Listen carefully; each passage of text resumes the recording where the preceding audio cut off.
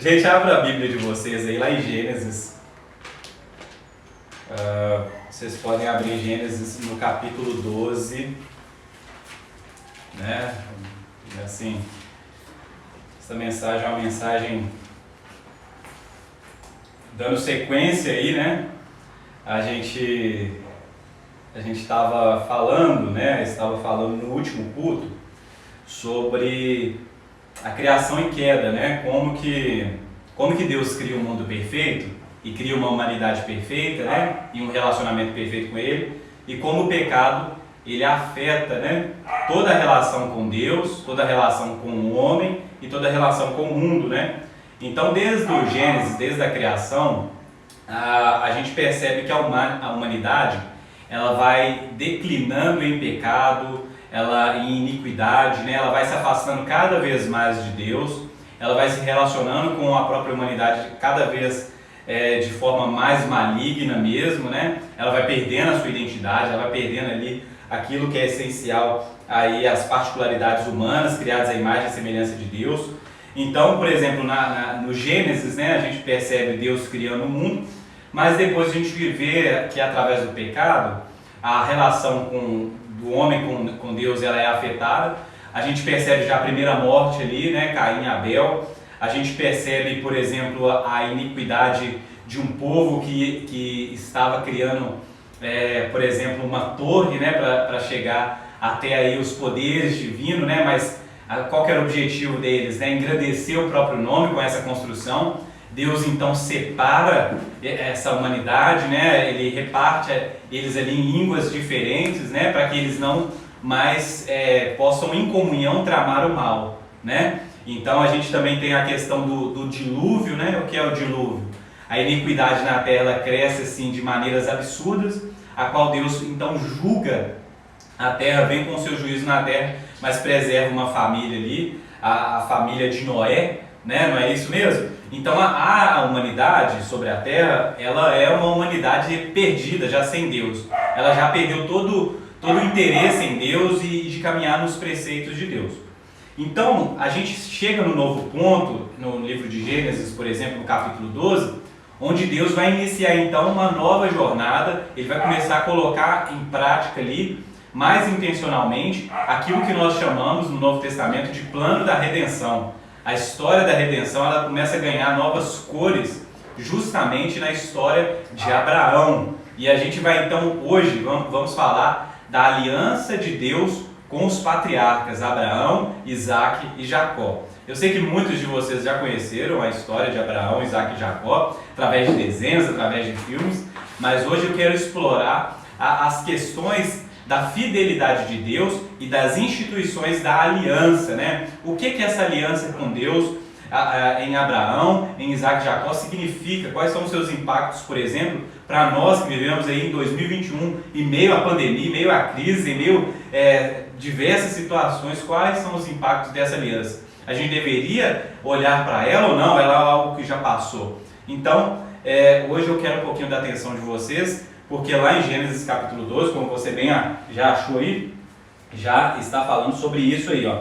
A Gênesis capítulo 12, a gente vai ler 3 versículos aí e a gente vai continuar lendo outros capítulos aí para frente, então fica com a sua Bíblia na mão. Diz assim, Gênesis capítulo 12, versículo 1, diz assim: Ora, disse o Senhor a Abraão, sai da tua terra, da tua parentela e da casa de teu pai, e vai para a terra que te mostrarei. De ti farei uma grande nação, e te abençoarei, e te engrandecerei o nome. Se tu uma bênção, abençoarei os que te abençoarem, e amaldiçoarei os que te amaldiçoarem. Em ti serão benditas todas as famílias da terra. Qual é a promessa de Deus aqui? Percebe bem que Deus está estabelecendo uma nova relação com a humanidade. Onde Ele está estabelecendo uma nova relação com a humanidade? Ele está estabelecendo uma relação com a humanidade com Abraão, chamando Abraão. Abraão que não era o quê? Uma pessoa ali que era diferenciada, mais santa, mais justa, mas Abraão era uma pessoa que vivia no meio de um povo pecador também. Mas vocês percebem bem que o Deus que nós servimos é o Deus que chama. E esse Deus que chama pecadores, chama gente que é imperfeita, chama povo que não é dele, de dele agora. Então eles chamam um homem chamado Abraão, que na verdade era Abrão, depois ele muda o seu nome para Abraão, Sarai, a sua esposa, depois muda o seu nome para Sara, e ele então convida esse homem para participar de um novo tipo de relacionamento com ele, uma aliança. E como se fosse uma aliança mesmo de casamento, você pode pensar sobre isso aí, Deus então começa a estabelecer alguns pontos que devem ser observados, né? Deus então ele faz um juramento, ele faz uma promessa a Abraão: através de ti eu abençoarei todas as famílias da terra. Eu engrandecerei o teu nome, diferente de Babel, percebe aqui comigo? Diferente de Babel, que buscava que o seu nome fosse grande, agora é Deus que engrandece o nome de Abraão. E ele falou, ele jurou que iria fazer isso.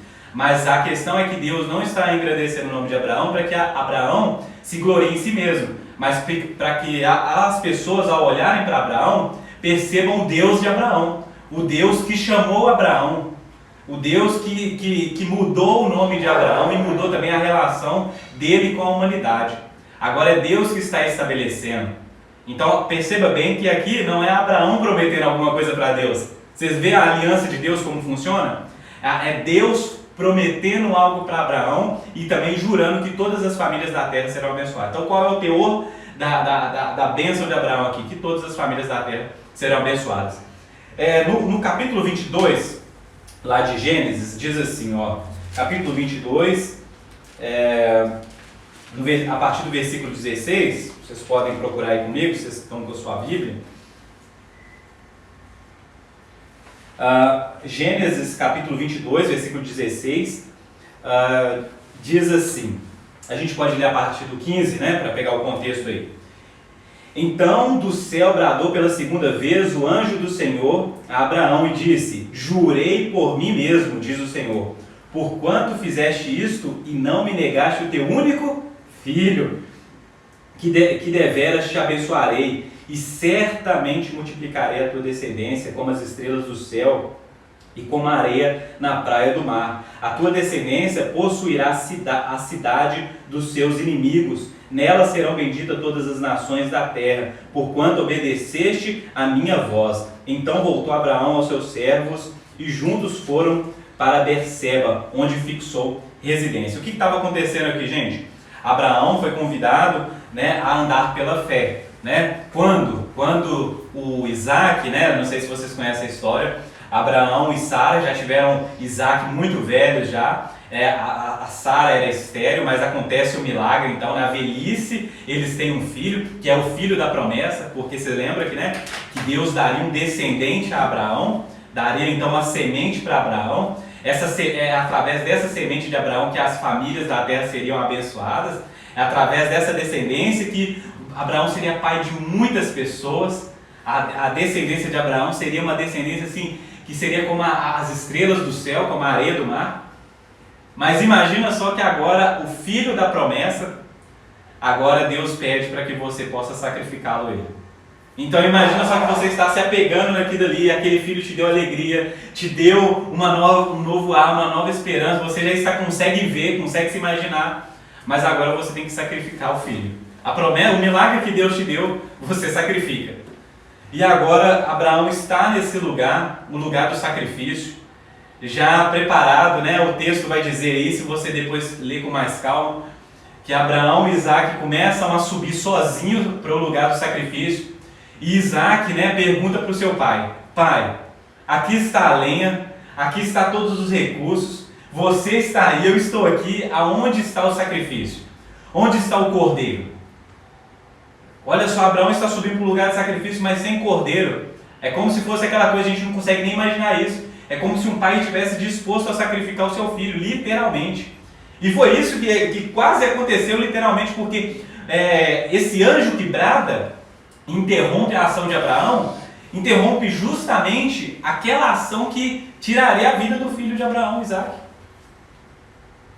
Para Abraão, eu vi agora que você tem fé, que você confiou que de fato eu te abençoaria, que eu faria o seu nome grande, que a sua descendência se espalharia por toda a terra e abençoaria muitas famílias.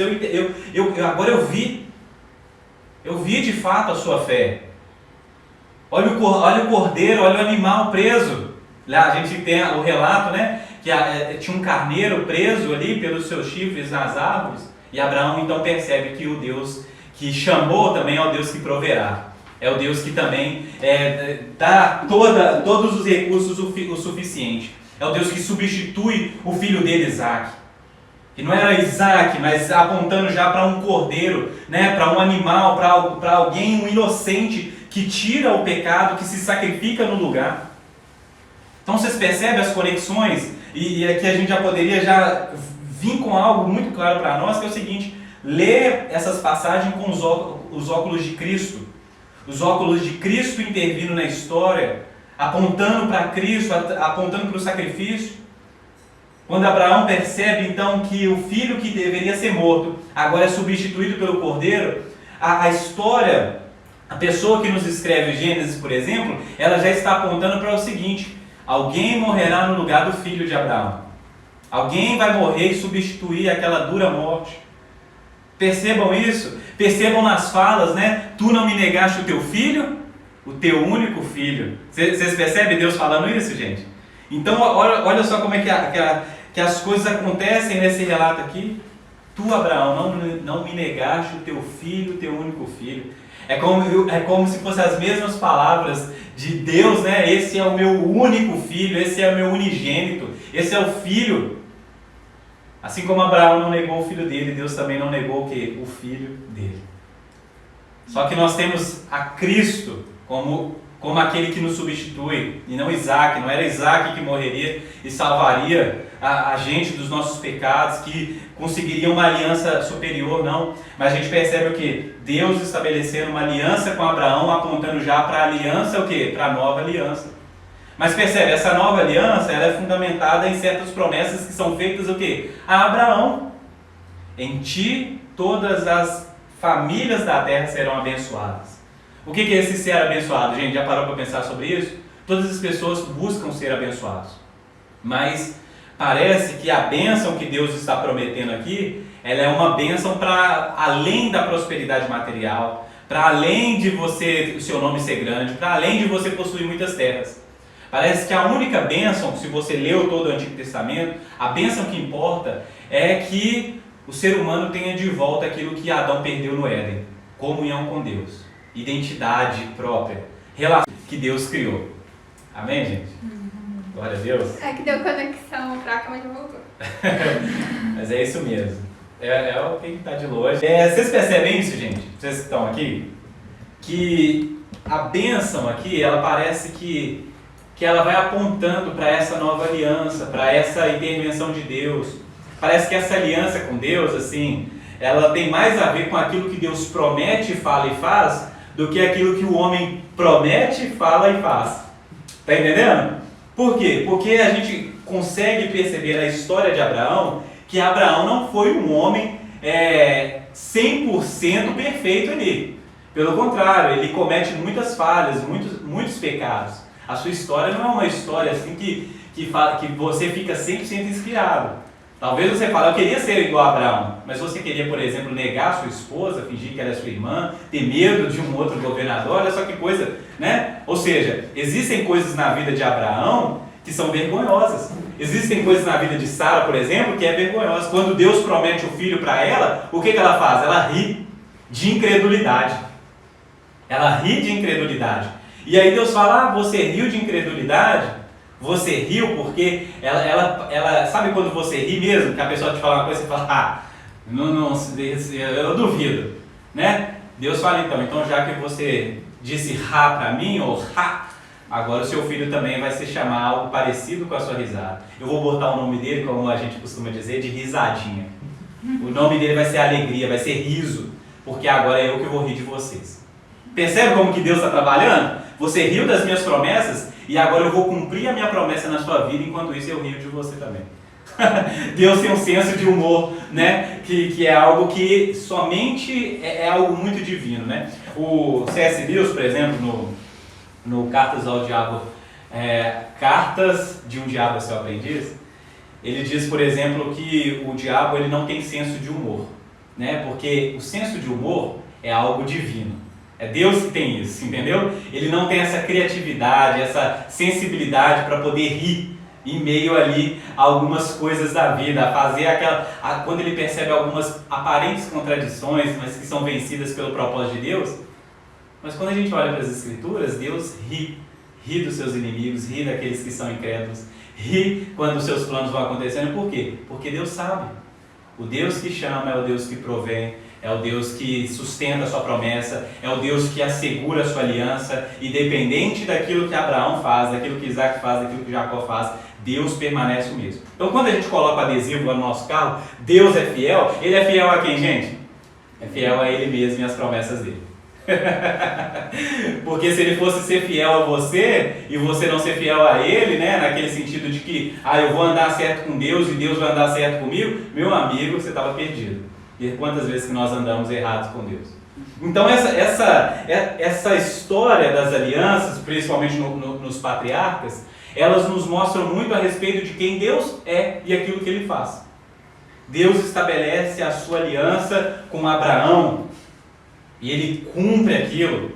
Ele faz Abraão ter o seu filho, o Isaac nasce. Em Isaac, por exemplo, olha só, se você pudesse ir lá comigo, lá em Gênesis 26, olha como que essas promessas vão reaparecendo, ou Deus vai renovando a sua aliança conforme a geração vai passando, né, o tempo vai passando. Ele assegura a sua promessa a Abraão, que através da semente de Abraão, todas as nações da terra seriam abençoadas, as famílias de todas as nações da terra seriam abençoadas. Para Isaac ele diz a mesma coisa, lá em Gênesis 26, versículo 1 diz assim: sobrevindo fome à terra, além da primeira havida nos dias de Abraão, foi Isaac a Gerar, avistar-se com Abimeleque, rei dos filisteus. Apareceu-lhe, pois, o Senhor e disse: não desças ao Egito, fica na terra que eu te disser, habita nela e serei contigo e te abençoarei, porque a ti e a tua descendência darei todas estas terras e confirmarei o juramento que fiz a teu pai. Multiplicarei a tua descendência como as estrelas do céu e lhe darei todas esta terra. Na tua descendência serão abençoadas todas as nações da terra, porque Abraão obedeceu a minha palavra e guardou os meus mandamentos, os meus preceitos, os meus estatutos e as minhas leis. Isaac foi e ficou em Gerar. Imagina só isso, né? Agora o Deus que falou a Abraão, agora é o Deus que fala a Isaac. Então Isaac estava ali, confiando e permanecendo naquilo que Deus chamou o seu pai, e olhando para a história do seu pai falar: Deus apareceu para o meu pai, eu lembro daquele dia que meu pai estava pronto a me sacrificar, e Deus enviou um substituto para que pudesse me substituir. O sacrifício foi feito, a adoração foi perfeita, e não fui eu. Imagina ele olhando para a história do seu pai, mas agora é Deus que também coloca ele e fala: é com você também. Através da sua semente, a semente que eu te der, todas as famílias da terra serão abençoadas. Eu multiplicarei a tua semente como as estrelas do céu. Confia em mim, Isaac. Permanece onde você está. Não precisa descer para o Egito. Sua salvação não vem de lá. O juramento que eu fiz a seu pai Abraão, eu permaneço nele. Eu permaneço nele. Você faz parte dessa promessa. Você faz parte dessa aliança. Eu jurei a seu pai e eu vou cumprir. E agora eu renovo essa aliança com você também. Então imagina o Isaac sendo renovado. E ele permanece também. Se não fosse o suficiente, se a gente continuar lendo o texto, por exemplo, no capítulo 28, dá uma pulada lá para você ver isso se repetindo na vida de Jacó. Gênesis 28, lá a partir do versículo 12. Gênesis 28, versículo 12 diz assim: e sonhou, então o Jacó sonhou: eis posta na terra uma escada cujo topo atingia o céu, e os anjos de Deus subiam e desciam sobre ela. Perto dele estava o Senhor, e ele disse: eu sou o Senhor, Deus de Abraão, teu pai, e Deus de Isaque. A terra em que agora está deitado, eu te darei, a ti e a tua descendência será como o pó da terra. Estender-te-ás para o ocidente e para o oriente, para o norte e para o sul. Em ti e na tua descendência serão abençoadas todas as famílias da terra. Eis que estou contigo e te guardarei por onde quer que fores, e te farei voltar a esta terra, porque te não desampararei, até cumprir aquilo que eu te hei referido. Despertado Jacó do seu sono, disse: na verdade, o Senhor está nesse lugar e eu não o sabia. Então imagina só, gente. Agora o Deus que fala a Abraão, fala também a Isaac e agora a Jacó. O Deus da aliança de Abraão é o mesmo Deus que renova a sua aliança com Isaac, a aliança também com Jacó. É o Deus que assegura: eu estou, e percebe que a gente leu muitas vezes aqui, através da tua semente, e a gente também leu todas as famílias da terra. Você percebe que em todos os juramentos de Deus, parece que Ele está ampliando, né, no seu juramento, as suas promessas, aquilo que é a aliança, mas algo permanece em todas essas falas de Deus aos seus escolhidos ali. Qual é? A tua descendência. A tua descendência, né? Paulo bem vai destacar que essa descendência não é as descendências, ou seja, aquelas simplesmente aqueles que são gerados do mesmo sangue, aqueles que são naturalmente filhos de Abraão, ali pelo mesmo DNA, pela mesma grupo familiar, vamos dizer assim. Não, está falando de uma descendência no singular. É como se eles estivessem carregando o quê? Uma descendência, uma semente. Essa palavra descendência, né, tem a ver com essa semente mesmo, né? E o que é essa semente? Paulo vai dizer que essa semente é Jesus Cristo. Jesus Cristo. Em Abraão, Jesus Cristo estava lá. Em Isaac, Jesus Cristo estava lá. Em Jacó, Jesus Cristo estava lá. E quando o descendente vem, de fato, o verbo se faz carne, a gente começa a perceber então que Deus preservou uma semente que foi passando de Abraão para Isaac, para Jacó e assim no povo de Israel. Passou por Davi, os seus filhos, e agora Jesus. Percebe isso? Que Deus preservou uma semente ao longo das gerações. Para quê, gente? Para que todas as famílias da terra fossem abençoadas. Então, como é possível todas as famílias da terra ser abençoadas se a aliança de Abraão fosse somente através dos seus descendentes naturais? Visto que nem todas as famílias da terra são descendentes de Abraão de sangue. Mas através de Jesus, pela fé, todas as famílias da terra participam então dessa aliança que Deus fez com Abraão, Isaac e Jacó. Percebe como o Evangelho é lindo? Como que é maravilhoso a gente perceber que o nosso Deus é o Deus da aliança de Abraão, Isaac e Jacó? De que nós não estamos desconectados com o plano ou com a história de redenção que Deus vai manifestando durante a história. Quando você lê, por exemplo, o Antigo Testamento, quando você lê o Pentateuco, o que você deve olhar ali? Como Deus estava planejando te alcançar através de Jesus Cristo, através do verdadeiro descendente. O Everton bem disse outro dia, né? E isso fica muito claro no Novo Testamento, que Jesus não é só descendente de Abraão, mas ele também é descendente de Adão. Vocês lembram em Gênesis 3, no versículo 15, quando Deus fala para a mulher que você vai ter um filho, você vai ter um descendente, e esse vai o quê? Esmagar a cabeça da serpente? O que Deus está falando é o seguinte, que não simplesmente filhos de Abraão pela fé, mas Jesus é aquele que nos garante salvação, perdão de pecados, que faz obra maior, que tem impactos e aspectos cosmológicos desde Adão e desde Eva. Que ele resolve o problema do pecado, o pecado original. Ele não só nos garante promessas de ser abençoado nessa terra, de ter uma boa casa, um bom carro, uma família, não. A bênção aqui é uma bênção que resolve o nosso problema com o pecado original que foram causados pelo pecado de Adão e Eva. Então, se nós temos algo para nos alegrar pela bênção de Abraão, Isaac e Jacó, é de saber que o nosso Deus derramou o seu sangue em Jesus Cristo para a remissão dos nossos pecados. Ele nos substituiu. Faz sentido para você? Essa é a aliança. O Deus que chamou Abraão também te chamou pela fé. O Deus que chamou Abraão que falou com Isaac, que apareceu a Jacó em sonho, é o Deus que está constantemente aparecendo para você, através da palavra, através da pregação do Evangelho, através da comunhão com os irmãos. É o mesmo Jesus que chamou Pedro, que chamou André, que chamou Tiago, é o mesmo Jesus que te chama para participar de uma aliança. É a aliança dele. Por quê? Porque ele quer abençoar todas as famílias da terra. Como que todas as famílias da terra vão ser abençoadas? Quando Cristo foi esse ponto de ligação entre o Deus de Abraão, Isaac e Jacó e você. Faz sentido? É essa bênção que está chegando sobre nós. Para isso nós precisamos primeiro perceber o elemento da graça. O elemento da graça. Deus chamando pecadores. Não é pelos nossos próprios méritos. Não era porque Abraão era uma pessoa assim, um homem viril, novo, entendeu? Um cara assim, fértil, né? Muitos filhos.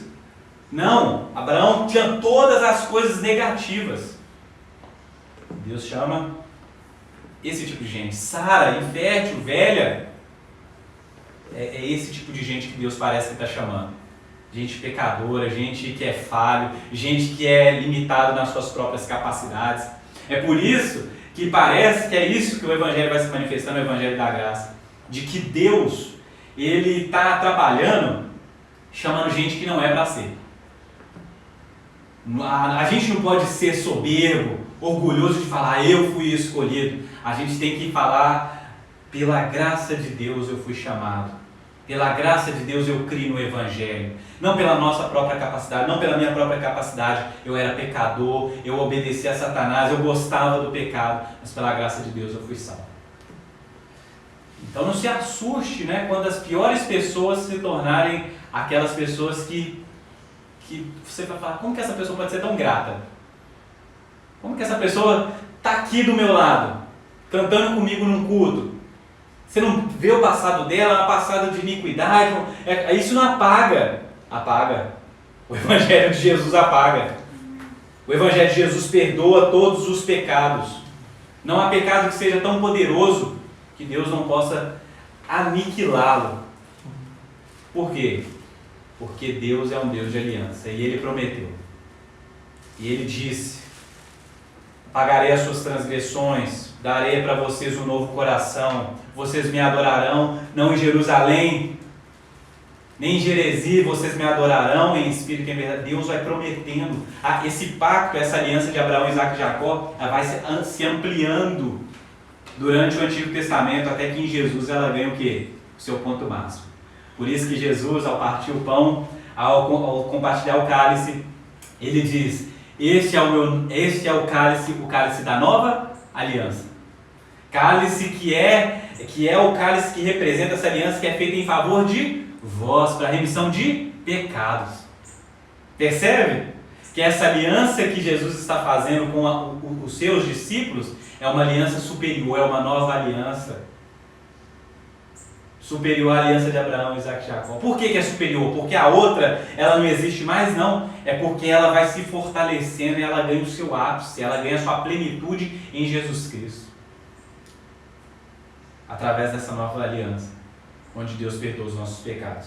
Gostaria de ler para vocês, por exemplo, se vocês pudessem abrir lá em Atos, capítulo 3, no versículo 25. Atos 3, versículo 25 diz assim: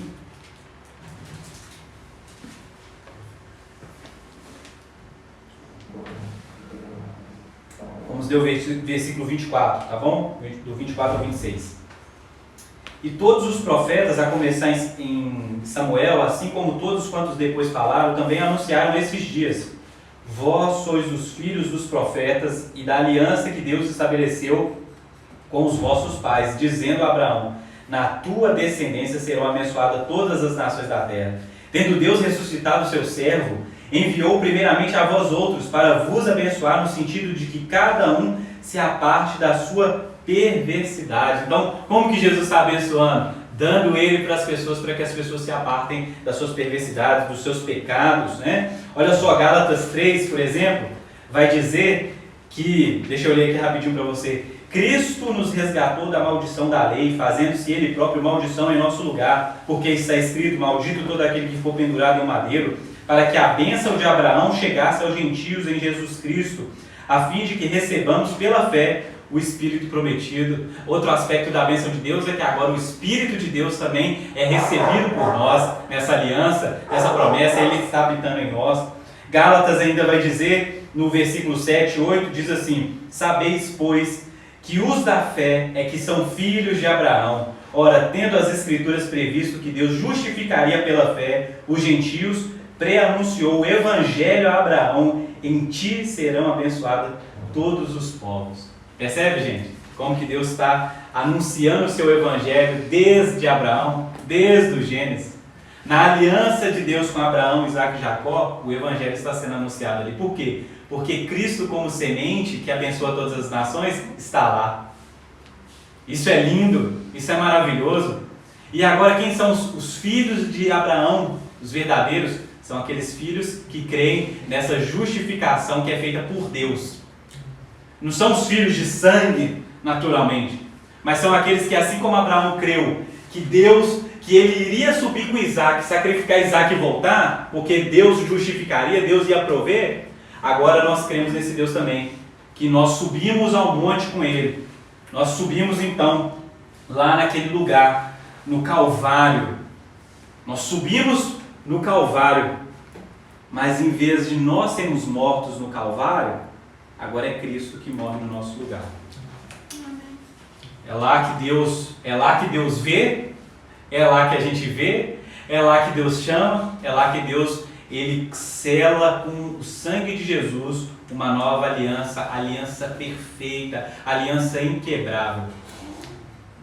Amém? E você possa pensar sobre isso, pensar que você vive dentro de uma aliança, que é a aliança que Deus fez com você, que é uma aliança que Deus estabeleceu com a sua igreja, e é por isso que a gente não deve temer o mal, né? A gente não deve temer pandemia, desemprego, economia desestabilizada, o que for.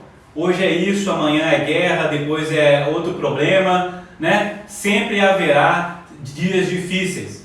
E a igreja está nesse mundo para falar, não ressaltar essas coisas difíceis, mas para apontar para um Deus que está salvando pessoas de todas essas coisas. A realidade que o Evangelho apresenta é uma realidade que transcende todos esses sofrimentos, e a gente está com uma mensagem muito clara diante de nós. Aquele que venceu a morte na cruz, vencerá também todos os efeitos da morte em todas as áreas da vida. Em ti serão abençoadas todas as nações da terra. E Deus não estava falando de Abraão, nem Isaac, nem Jacó, estava falando de Jesus. Em Jesus, todas as nações da terra são abençoadas. Amém? Você que nos acompanhou aí pelo Instagram, eu agradeço aí a sua presença, que Deus abençoe o seu domingo, que você possa viver nessa consciência. A gente se vê aqui no próximo domingo às 10 horas, ou então no nosso GC, que acontece sexta-feira de forma online também, pelo Google Meet às 7h30. Se você tem alguma dúvida sobre alguma das nossas agendas, como que a gente vai levar as coisas nesse período, você pode chamar aqui no direct, que a Dani vai conversar com você e te orientar aí. Que Deus abençoe a sua semana e o seu domingo. Amém.